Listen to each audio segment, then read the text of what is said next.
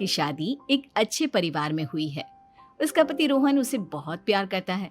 घर में उसकी सास शांति और ननद मीनाक्षी भी है, जो सरिता के किसी काम में दखल अंदाजी नहीं करती।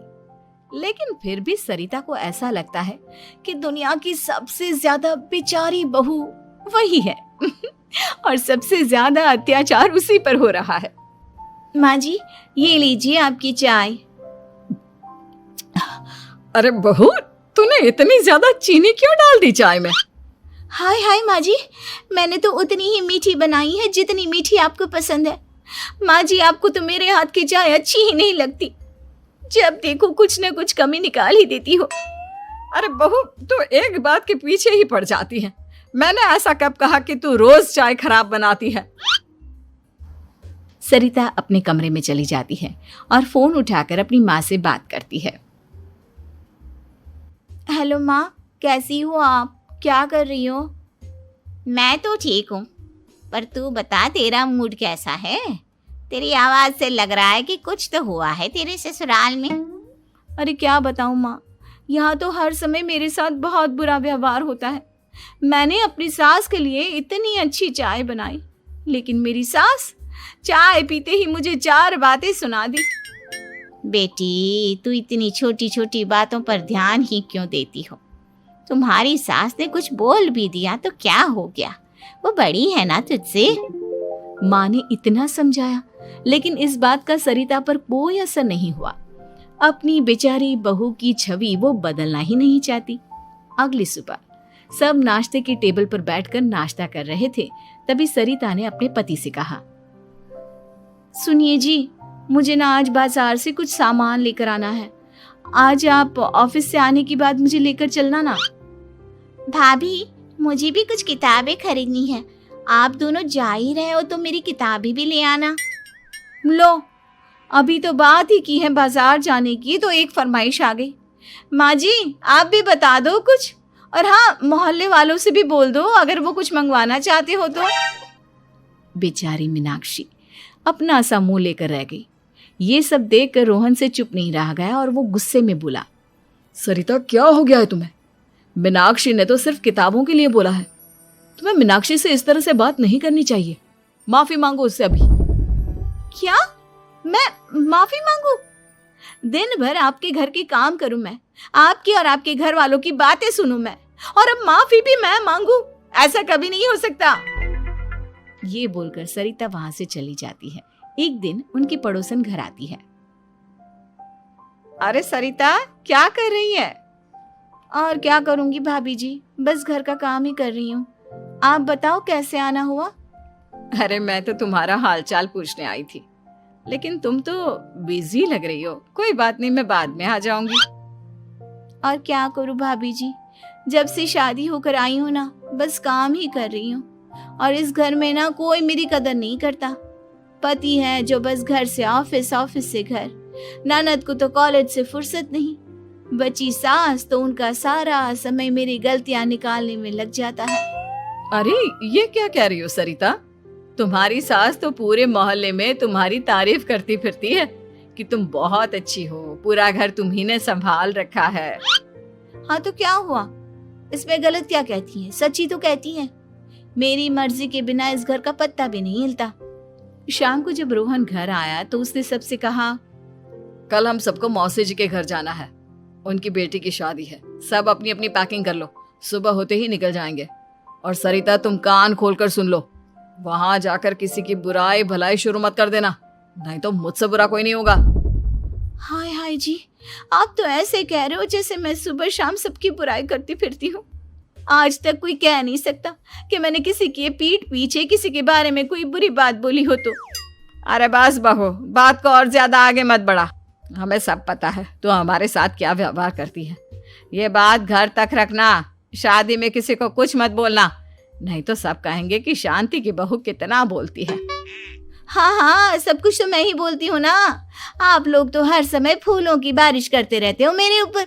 सारी गलती मेरी है जो मैं इस घर में आई। सबका कितना ध्यान रखती हूँ, लेकिन फिर भी मेरी तो आप लोगों की नजर में कोई कदर ही नहीं है। अगली सुबह सब लोग मौसी जी के घर पर चले जाते हैं। वहां पर शादी का माहौल होता है। सब जगह चहल पहल होती है, बहुत सारे मेहमान आए हैं। सरिता को वहां बहुत अच्छा लग रहा है। वो अपने मन में सोचती है, यहाँ कितना अच्छा लग रहा है, कितनी रौनक है। मैं यहाँ किसी से ज्यादा बात नहीं करूंगी। अगर मेरे मुंह से कुछ ऐसा वैसा निकल गया तो रोहन जी तो मुझसे गुस्सा हो जाएंगी। सरिता ये सब सोच ही रही थी कि वहां रोहन की कजिन साक्षी आ गई और सरिता से बोली, आप सरिता भाभी हो ना? जितना आपके बारे में सुना था, आप तो उससे भी ज्यादा सुंदर हो। हाँ वो तो है, मेरी सुंदरता की तारीफ सब करते हैं।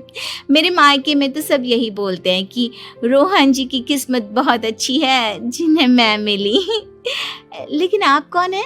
मैंने आपको पहचाना नहीं। मैं रोहन भैया की कजिन हूँ। आपकी शादी पर नहीं आ पाई थी ना, इसलिए आप मुझसे मिली नहीं कभी। शांति मौसी और मीनाक्षी आपकी बहुत तारीफ करते हैं। क्या कहा तुमने? मेरी तारीफ? कभी नहीं। मेरे ससुराल वाले कभी मेरी तारीफ कर ही नहीं सकते। मैं इतनी अच्छी हूँ, मेहनती हूँ, लेकिन उन्हें तो मेरी कदर ही नहीं। सारा दिन घर का काम करती हूँ, फिर भी मेरी सास ना मुझे सुनाती रहती है, और पति भी मेरी सास की साइड लेते हैं। ना कभी बाहर ले जाते हैं, ना कहीं घुमाने। अगर घुमाने के लिए कभी बोल भी देना तो उनकी बहन बीच में आ जाती है। मैं कैसे रह रही हूँ उस घर में, ये मैं ही जानती हूँ। सरिता की ये बातें सुनकर साक्षी को बड़ी हैरानी हुई। अब वो हर किसी के सामने अपनी बढ़ाई और ससुराल वालों की बुराई करने लगी। रोहन और शांति को सरिता पर बहुत गुस्सा आया, लेकिन वो चुप रहे। अगले दिन जब वो अपने घर पर आए, सरिता, तुमने क्यों सबके सामने मेरी इज्जत का तमाशा बनाया? तुमसे बोला था ना कि चुप रहना। अजी ऐसा भी क्या कह दिया मैंने जो इतना भड़क रहे हो? तुम जहां जाती हो अपना रोना शुरू कर देती हो, कभी किसी दूसरे की बात ही नहीं सुनती, बस अपनी कहती रहती हो। तुमने सबके सामने हमारा तमाशा बनाकर रख दिया है। हे भगवान, मुझे अपने पास बुला ले। जिस घर में मेरी कदर ही नहीं, उस घर में मेरा क्या काम? अरे क्या करूंगी मैं यहाँ रहकर? जो भी आता है मुझे सुनाकर चला जाता है। मैं तो किसी से कुछ नहीं कहती। सीधी सादी बहू मिल गई है ना सबको, तो जो जी में आए वो करो। सरिता ने अपने आगे किसी को कुछ बोलने ही नहीं दिया, और उस दिन भी उसने सबके सामने खुद को बेचारी बना ही दिया। अगले दिन मीनाक्षी कॉलेज के लिए लेट हो रही थी, इसलिए वो हर काम जल्दी जल्दी कर रही थी। अपना नाश्ता लेने किचन में गई और पतीले में रखे गरम दूध को गिलास में डालने लगी। दूध का पतीला उसके हाथ से छूट गया और गरम गरम दूध उसके हाथ पर गिर गया। ओए माँ, हाय मेरा हाथ, माँ मेरा हाथ जल गया। मीनाक्षी की आवाज सुनकर सरिता दौड़ती हुई आई। ये क्या किया तुमने? तुम्हें नाश्ता चाहिए था तो मुझसे बोल देती, मैं क्या मना कर देती? अब पता नहीं कितने दिन की मुसीबत पाल ली तुमने। सरिता मीनाक्षी को उसके कमरे में ले गई और उसका बहुत ख्याल रखा। उसका इस तरह से ख्याल रखना शांति और रोहन को थोड़ा अजीब लगा। माँ, सरिता के दिमाग का भी कुछ पता नहीं। कल शादी में सबको इतना कुछ बोल कर आई है हमारे बारे में, और अब मीनाक्षी की कितनी अच्छी देखभाल कर रही है। ये ऐसा क्यों करती है? बेटा, तेरी बीवी की ना आदत हो गई है सबके सामने खुद को बेचारी दिखाने की, और आदत इतनी जल्दी नहीं बदलती। जब ये बोलना शुरू करती है तो रुकने का नाम ही नहीं लेती, इसलिए इसे पता ही नहीं चलता कि ये किसके सामने क्या बोली जा रही है। लेकिन दिल की बहुत अच्छी है।